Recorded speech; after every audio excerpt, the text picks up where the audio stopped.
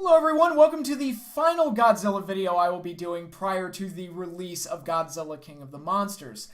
Now, you all are probably getting sick of me talking about this movie, but as I've said in earlier videos, I've waited 5 goddamn years for this movie, so I am super stoked about it, and I can't wait to see that motherfucker in IMAX on opening night. It is going to be fantastic, and I've already bought my ticket. It's going to be great. So, yeah, I guess all that's left to do now is to kind of give my overall impressions and what I want out of the movie and talk a little bit about the director, Michael Dougherty. And I guess I'll start off with that. So, after making the mistake in 1998 of just assuming the movie was going to be good, I didn't really realize that Dean Devlin and Roland Emmerich weren't the filmmakers that needed to be put in charge of a Godzilla movie. I didn't do my homework, but I was only 13 at the time, so I didn't know any better.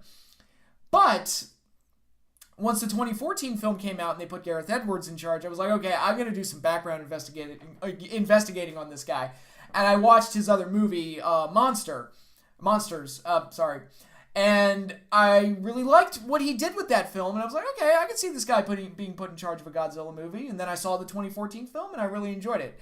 Now Michael Dougherty is being put under my scrutiny, and unlike Gareth Edwards, I'd actually seen Michael Dougherty's previous films before he was even made the director of Godzilla King of the Monsters, that being Trick or Treat and Krampus, and 2 movies that really gave me a taste of what his style is all about. We'll start with Trick or Treat, which has become a bit of a holiday staple at Halloween time for a lot of people. I mean, it's become like this definitive Halloween movie, very much like what the original Halloween was. It's become one of those movies that everybody watches on Halloween.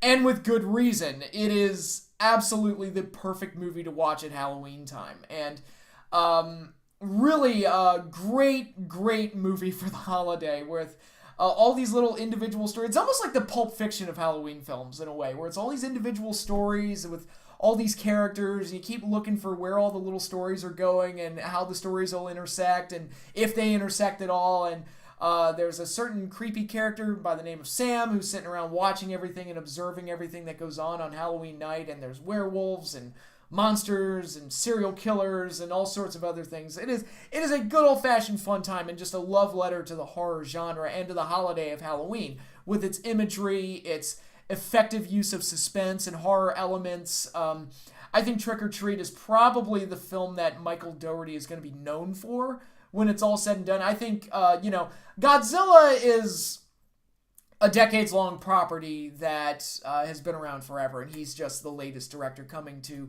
put his own spin on the property. And Krampus is based off of,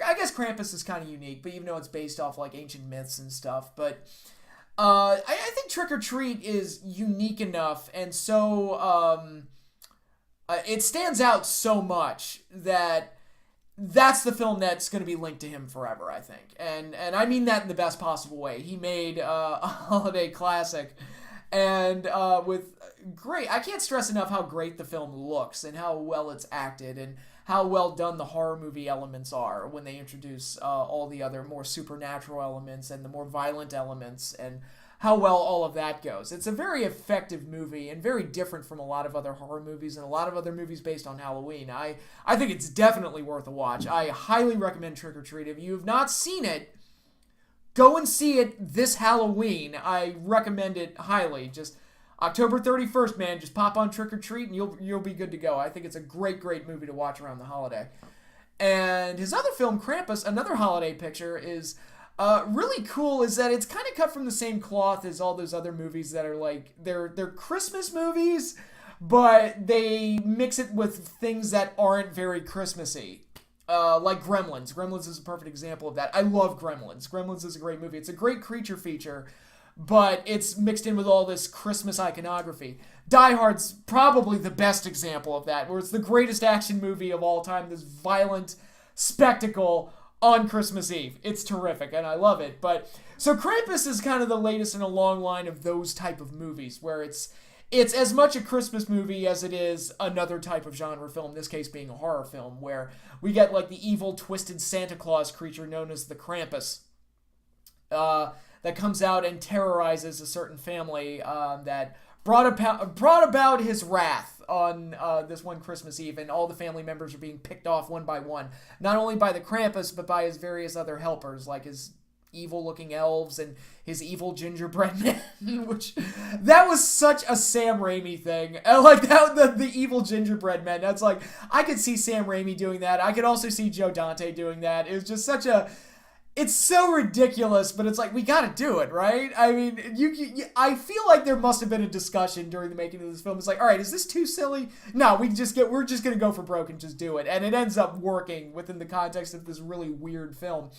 And what I really appreciate about this movie, aside from the Krampus, which when we finally see it is a very creepy and well-designed creature. I love the look of this twisted Santa Claus. But what I appreciated more than that was the look of the film and how it tonally shifts. Like, it starts off, you feel like it's almost like Home Alone. Like, watching this movie, it's like, oh my god, did they remake Home Alone? This tonally, it feels like a Christopher Columbus film.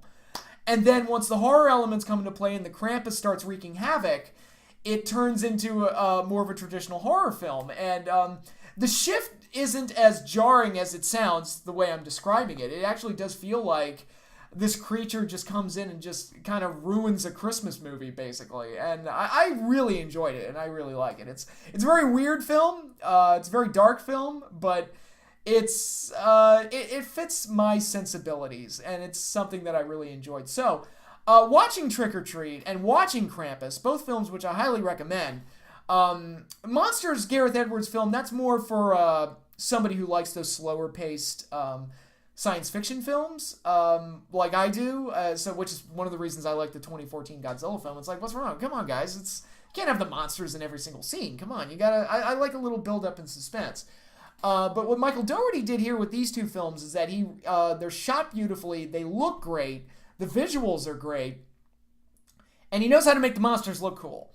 So when I heard that he was going to be directing Godzilla King of the Monsters, immediately my brain went to, oh god, the monsters. He's got Ghidorah, Rodan, Mothra, and Godzilla to play with. Oh my god, they're going to look incredible. Like, he's going to do some crazy shit with these monsters. And sure enough, what I'm hearing in the early reactions is that this film is a spectacle. And people are hailing it as the greatest kaiju film ever made in America. And I'm not surprised by that. Because that was, the story might suck, the human characters, I should say, they might suck, but there is no way on earth that Michael Dougherty's going to screw up the monsters, because I can just, I immediately, like, the visions in my head of what he's going to do with these creatures is very exciting to me. And I think, for those of you who may have not liked the slower pace and the slower build-up of the 2014 film, I feel like this film is going to go balls to the walls and just give you monsters galore, and it sounds like that's what we're getting.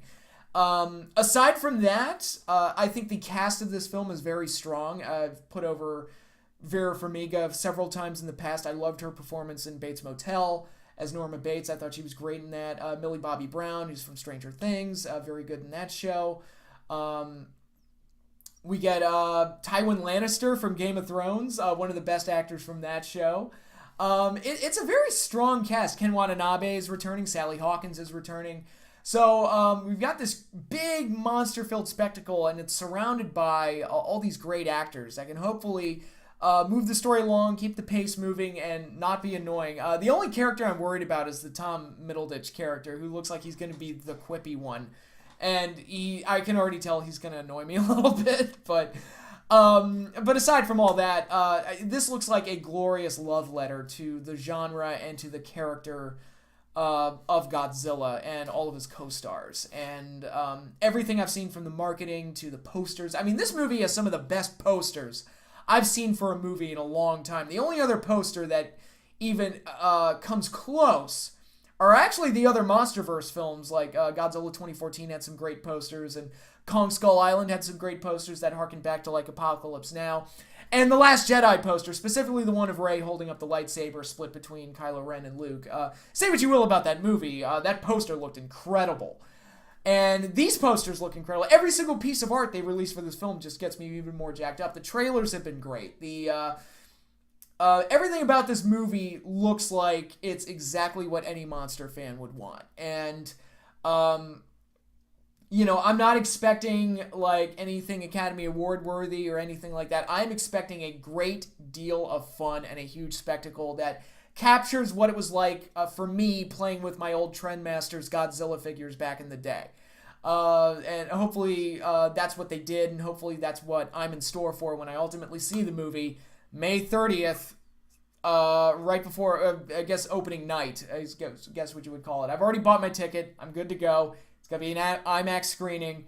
Can't wait. It's going to be glorious. But yeah, this will be the final preview video for Godzilla King of the Monsters. Of course, I've got to do like an immediate reaction video after I've seen it, and maybe one more follow-up video after that. So the Godzilla talk is going to stop until next year when we get Godzilla vs. Kong. The insanity, starts all over again. But hey, what can I say? I love monsters, and WWE sure as fuck ain't doing it for me lately, so I got to have something to be happy about. So yeah, Godzilla King of the Monsters, I'm super excited for it. Can't wait to see it. I've waited far too long for this film. My God, the number of delays for this film have been staggering, but I made it. Now watch, I'll get into a car accident and die right before seeing the film. That would be cruel irony. But no, I'm seeing this movie. It's going to happen, and I think I'm going to love it. But we'll see come opening night. But that's all I have to say about this film. Once again, thank you all for watching. Thank you all for supporting the channel. Be sure to like, subscribe, hit the little bell in the corner so you get notified when I post new videos. And that is all I have for you today. So thanks again, everybody, for watching, and I'll see you all later.